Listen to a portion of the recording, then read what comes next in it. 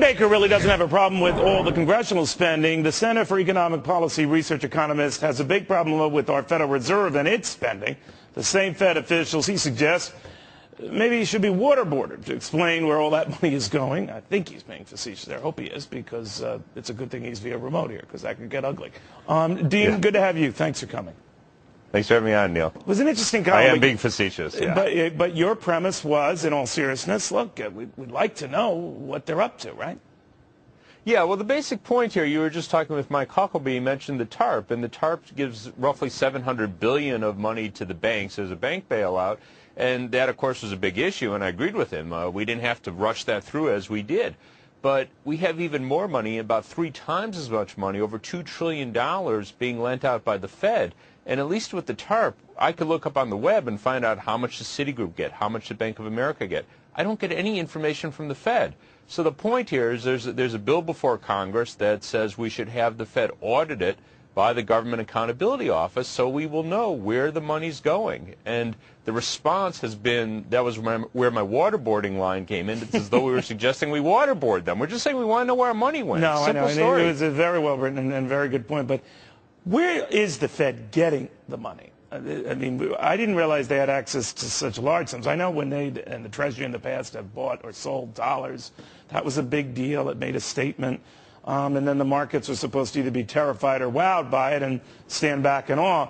But this is financial shock and awe to a whole new level. Where do they get this money?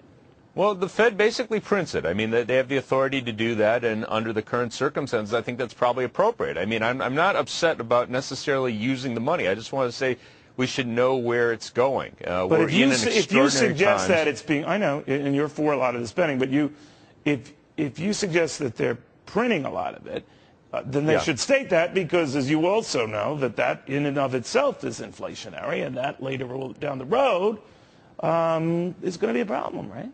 Well, we have to be mindful of it. I'm not too worried about it. The fact is the markets aren't too worried about it. I mean, we could look today at the 10-year Treasury rates around 3.5. I actually didn't check what the latest number was.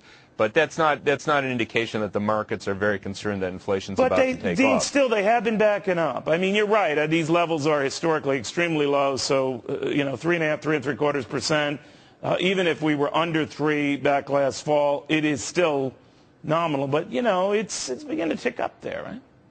Yeah, well, I think in a lot of ways that's a good thing, though. It was under 3 because people were scared to put their money anywhere else. Right. So this has helped you go far. But you just want to know, especially now with the Federal Reserve ahead of a big meeting next month, where a lot of folks in the market are hoping to see that they'll make some statement on buying more mortgage-backed securities, more Treasury notes, bonds, et cetera, anything to help with this onslaught of supply.